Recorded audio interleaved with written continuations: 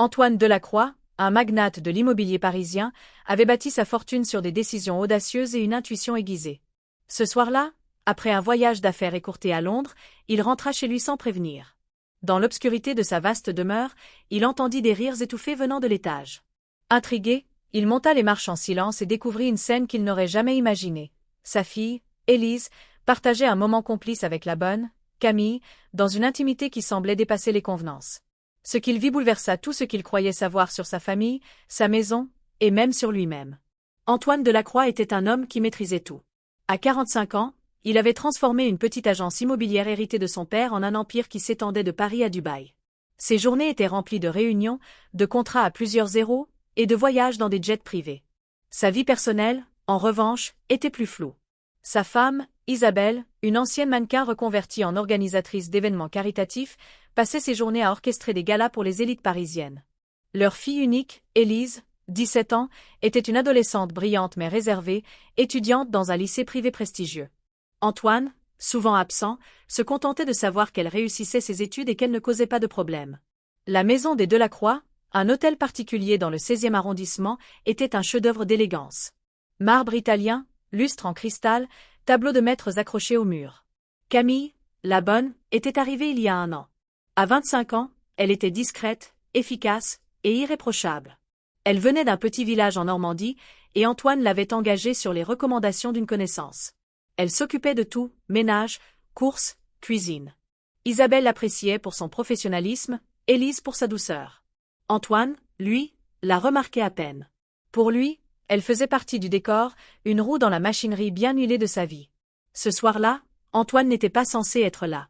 Il avait prévu de passer une nuit supplémentaire à Londres pour finaliser un contrat avec un investisseur saoudien, mais un contretemps avait annulé la réunion. Fatigué mais satisfait, il avait décidé de rentrer à Paris sans prévenir sa famille. Il voulait surprendre Isabelle, peut-être partager un dîner impromptu avec elle et Élise. Il gara sa Bentley dans l'allée, entra discrètement dans la maison plongée dans l'obscurité et posa sa valise dans l'entrée. La maison était silencieuse, à l'exception d'un murmure venant de l'étage. Des voix féminines, suivies d'un rire léger. Intrigué, Antoine monta les marches en bois ciré, évitant les craquements par habitude. En approchant de la chambre d'Élise, il ralentit. La porte était entr'ouverte, laissant filtrer une lumière tamisée. Il s'arrêta, immobile, et tendit l'oreille. Les voix étaient claires maintenant.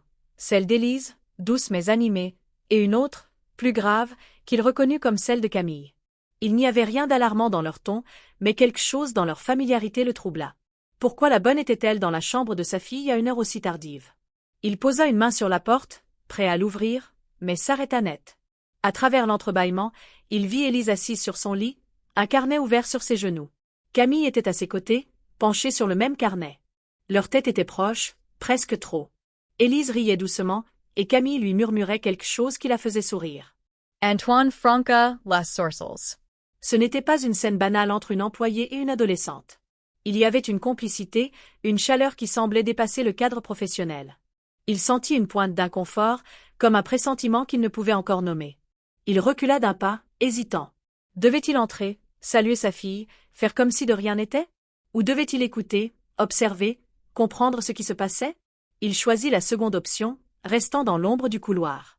Les mots qu'il entendit alors le firent frémir. « Tu ne lui as toujours rien dit, n'est-ce pas ?» demanda Camille, sa voix basse mais ferme. Élise secoua la tête, ses cheveux blonds tombant sur ses épaules. « Non, pas encore. J'ai peur qu'il ne comprenne pas. Il est toujours si, distant. » Camille posa une main sur l'épaule d'Élise, un geste qui parut à Antoine trop intime, trop familier. « Tu dois lui parler, Élise. Il est ton père. Il t'aime, même s'il ne le montre pas toujours. » Antoine sentit son cœur s'esserrer. De quoi parlait-elle? Pourquoi sa fille avait-elle besoin de lui dire quelque chose? Et pourquoi partageait-elle cela avec Camille, une employée, plutôt qu'avec lui ou Isabelle? Il se sentit soudain exclu, comme un étranger dans sa propre maison. Il s'apprêtait à pousser la porte quand Élise ajouta. « Et toi, Camille? Tu lui as dit, pour toi ?» Camille se raidit légèrement, puis sourit. « Non. Ce n'est pas si simple. Ma situation est compliquée. » Antoine n'y bougeait pas. Il voulait comprendre. Il voulait savoir ce que sa fille cachait, ce que Camille cachait. Mais il resta immobile, figé par une étrange appréhension. Ce n'était pas seulement la scène devant lui qui le perturbait, c'était ce qu'elle révélait. Il ne connaissait pas vraiment sa fille. ni même, apparemment, la femme qui travaillait sous son toit. Les jours qui suivirent, Antoine ne parla pas de ce qu'il avait vu. Il ne dit rien à Isabelle, rien à Élise. Mais il observa. Il remarqua des détails qu'il n'avait jamais vus auparavant. Les regards échangés entre Élise et Camille, les moments où elles se retrouvaient seules, les silences complices. Il commença à poser des questions discrètes à Isabelle, à fouiller dans les affaires d'Élise lorsqu'elle était au lycée, à vérifier les horaires de Camille. Il se surprit à devenir suspicieux, presque paranoïaque. Était-il en train de perdre la tête, ou y avait-il réellement quelque chose d'anormal? Un soir, alors qu'Isabelle était à un gala et qu'Élise était censée être à une soirée d'études avec des amis, Antoine rentra plus tôt que prévu. La maison était calme, mais il entendit à nouveau des voix à l'étage. Cette fois, il n'hésita pas. Il monta rapidement, ouvrit la porte de la chambre d'Élise sans frapper, et les trouva là, assises sur le lit, un ordinateur portable ouvert entre elles. Elise sursauta, Camille Asifigia. Papa, dit Élise, sa voix tremblante. Tu es rentré tôt. Antoine croisa les bras, son regard passant d'Élise à Camille. Oui. Et j'aimerais savoir ce qui se passe ici. Camille se leva, lissant son tablier. Monsieur Delacroix, je peux expliquer. J'espère bien, répondit-il, sa voix froide. Parce que j'ai l'impression que vous prenez un peu trop de liberté dans cette maison. Élise se leva à son tour, les joues rouges. Papa, arrête. Ce n'est pas ce que tu crois. Et qu'est-ce que je dois croire, Élise? Demanda-t-il, son ton plus dur qu'il ne l'aurait voulu. Que tu passes tes soirées à chuchoter avec la bonne au lieu de me parler, à moi, ton père. Les larmes montèrent aux yeux d'Élise. Tu ne comprends rien. Camille m'aide, d'accord? Elle m'écoute, elle. Pas comme toi, toujours absent, toujours occupé. Antoine sentit la colère monter, mais il se contint. T'aider avec quoi, Élise? Explique-moi. Camille intervint, sa voix calme mais ferme. Monsieur, Élise traverse une période difficile. Elle a besoin de parler, de se confier. Je ne fais que l'écouter. Antoine la fixa, cherchant un signe de mensonge dans ses yeux. Mais il n'y trouva que de la sincérité. Il se tourna vers Élise. De quoi as-tu besoin de parler? Pourquoi ne viens-tu pas me voir, ou ta mère? Élise baissa les yeux, triturant le bord de sa manche. Parce que vous ne m'écoutez pas. Vous ne m'avez jamais vraiment écouté. Ces mots le frappèrent comme une gifle. Il voulut répondre, mais les mots lui manquèrent. Il se rendit compte qu'il ne savait pas quoi dire, qu'il ne savait même pas par où commencer pour comprendre sa fille. Les semaines qui suivirent furent tendues. Antoine tenta de se rapprocher d'Élise, mais elle restait distante. Il surveillait Camille de près, mais elle continuait son travail avec la même efficacité, sans jamais dépasser les bornes. Pourtant, il ne pouvait se défaire de ce sentiment d'inconfort. Il engagea un détective privé pour enquêter sur Camille, par précaution. Les résultats furent surprenants. Camille n'était pas seulement une bonne. Elle avait un diplôme en psychologie, obtenu dans une petite université de province, et avait travaillé comme assistante sociale avant de venir à Paris. Pourquoi une femme avec un tel parcours choisissait-elle de travailler comme domestique? Cela n'avait aucun sens. Antoine confronta Camille un soir, dans la cuisine, alors que la maison était vide. Pourquoi êtes-vous ici, Camille? Pourquoi une femme avec votre formation accepte-t-elle de faire le ménage chez moi? Camille le regarda calmement, sans ciller. Parce que j'avais besoin d'un travail stable, monsieur. Et parce que j'aime aider les gens, d'une manière ou d'une autre. Aider ma fille, par exemple, demanda-t-il, son ton accusateur. Oui, répondit-elle simplement. Élise est une jeune fille sensible. Elle a besoin de quelqu'un qui l'écoute, qui la comprenne. Antoine serra les poings. Ce n'est pas votre rôle. Vous êtes ici pour nettoyer, pas pour jouer les psychologues. Camille ne baissa pas les yeux. Avec tout le respect que je vous dois, monsieur, je pense que vous ne réalisez pas à quel point Élise a besoin de soutien. Elle ne va pas bien. Ces mots le firent vaciller. Pas bien? Qu'est-ce que vous voulez dire? Camille hésita, puis parla doucement. Elle lutte avec des choses qu'elle n'ose pas vous dire. Des choses sur elle-même, sur ce qu'elle ressent. Vous devriez lui parler. Vraiment parler. Antoine sentit une vague de panique l'envahir. Était-il possible que sa fille souffre sans qu'il s'en soit rendu compte?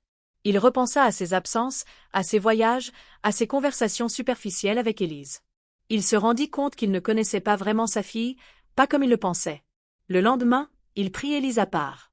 Ils s'assirent dans le salon, loin des oreilles indiscrètes. Élise, commença-t-il, maladroit. Je sais que je n'ai pas été très présent. Mais je veux être là pour toi. Dis-moi ce qui ne va pas. Élise le regarda, les yeux brillants de larmes. Tu ne vas pas comprendre, papa. Essaie, dit-il doucement. Silty plate. Et là, dans la lumière tamisée du salon, Élise lui parla.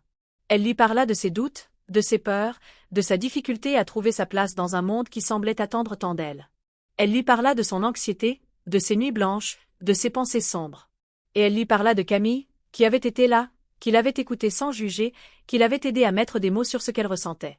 Antoine écouta, le cœur lourd. Il réalisa à quel point il avait été aveugle, à quel point il avait laissé sa fille seule face à ses combats. Il pensa à Camille, à cette femme qu'il avait sous-estimée, jugée sans la connaître. Il se sentit coupable, non seulement envers Élise, mais aussi envers Camille, qui avait comblé un vide qu'il n'avait pas vu. Les mois qui suivirent marquèrent un tournant. Antoine réduisit ses voyages, passa plus de temps à la maison. Il apprit à écouter Élise, à être présent, à poser des questions. Il parla à Isabelle, qui, elle aussi, reconnut ses propres absences. Ensemble, ils décidèrent de consulter un thérapeute pour Élise, pour l'aider à naviguer ses émotions. Camille, quant à elle, resta. Antoine augmenta son salaire, lui offrit un rôle plus officiel dans la maison, reconnaissant son importance pour Élise. 1 an plus tard, la maison des Delacroix était différente. Plus chaleureuse, plus vivante. Antoine n'était plus seulement un homme d'affaires, il était un père, un mari, un homme qui avait appris à voir au-delà des apparences. Camille, toujours discrète, continuait son travail, mais elle n'était plus seulement la bonne. Elle était devenue, à sa manière, une partie de la famille. Et tout cela avait commencé par une nuit où un millionnaire était rentré sans prévenir, pour découvrir que la vérité, parfois, se cache dans les moments les plus inattendus.